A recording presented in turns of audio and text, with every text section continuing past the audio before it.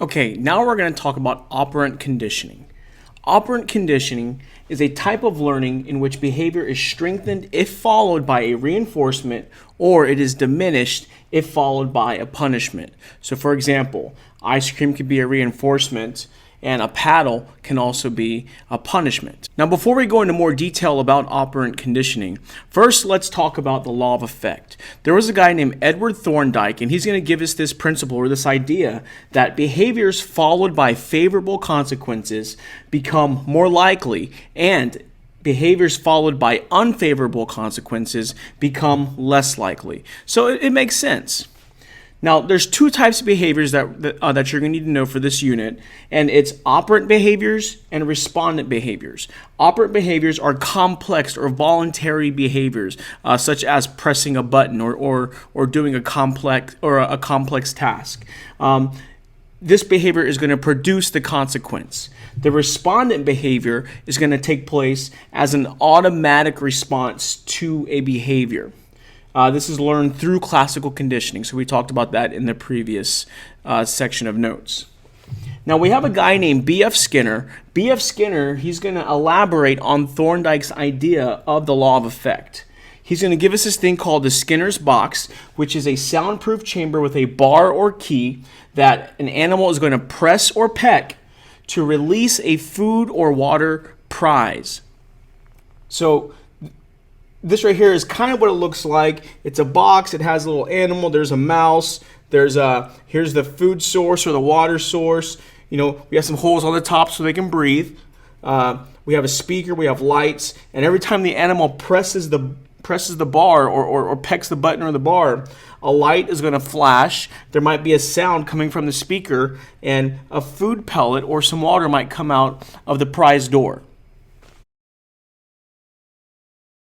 Now let's take a look at this chart here.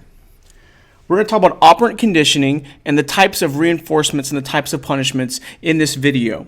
So across the top here we have reinforcements and we have punishments. On the side here we have positive and negative. So you've seen these types of charts before, so go ahead and pause this video and copy this chart down. Now let's talk about this chart here. Whenever we add from this side and add from this side, we can come to the center and get what we're talking about. So we have four things that you're going to know for this unit: positive reinforcements, negative reinforcements, positive punishments, and negative punishments. And we're going to go over each one of those. First, let's start off by talking about what a reinforcer is. A reinforcer is any event that strengthens the behavior that it follows. So we have two types of reinforcements. We have positive reinforcement and we have a negative reinforcement. Positive reinforcements strengthen a behavior by adding a stimulus after a certain response. So as an example, increasing the behavior of doing chores, so doing more chores by adding money. So you might have chores at home and then you get an allowance for doing your chores. This is an example of a positive reinforcement. Behavior is followed by a desirable event or state. So it's something that's desirable, something that you would want. So another example, getting paid $10 for doing well in school, for getting an A, or it's more likely that you'll work harder to earn another A. Now, if we look at the negative reinforcement, this is this strengthens a behavior by removing an aversive stimulus. So, for example, you increase the behavior of smoking to reduce or to remove anxiety. Another way that you can look at this is behavior ends an undesirable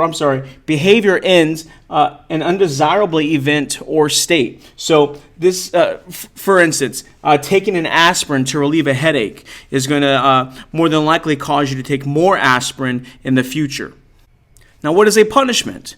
A punishment is an event that decreases a behavior that it follows. So when we're talking punishments, we're trying to decrease behaviors. So a positive punishment, an example, or what a positive punishment does, it decreases a behavior by adding a stimulus after a response. An example of this would be decreasing the behavior of misbehaving by adding a spanking.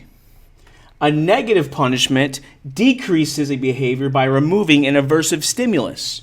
So, for example, decreasing the behavior of texting in class by removing the cell phone. So, taking the cell phone away. Now, there are certain limitations to punishments. I have 4 here. I'm going to go over real quick. The first is that it's only a temporary suppression. It's not going to automatically cause the behavior to go away. This can have undesirable emotional side effects. So you might be sad all of the time. You might have fear. Learning physical punish or learning through physical punishments can lead the person down a road in which they're going to exhibit the same behaviors towards their peers. So at home, they might get in trouble for doing something, and they're going to learn that, okay, if I do something bad, I get hit. So in return, they'll go back to school or back around their friends, and if their friends do something bad, they might hit their friends because that is what they have learned. And finally, punishments do not teach new behaviors. You have to counter-condition certain behaviors with more desirable behaviors. Now, how to make it more effective. First, apply the punishment immediately. Don't wait a couple of days to apply the punishment. Do it directly. Do it immediately. Be very consistent with your punishments. You don't want to have an easy punishment for this, and then they do something more severe, and then have a hard punishment, and then they do something something less severe, and then a smaller punishment. Be consistent with your punishments.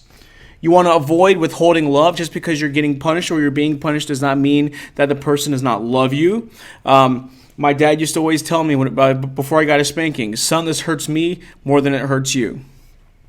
And finally, counter-condition the undesirable behavior with a more desirable behavior.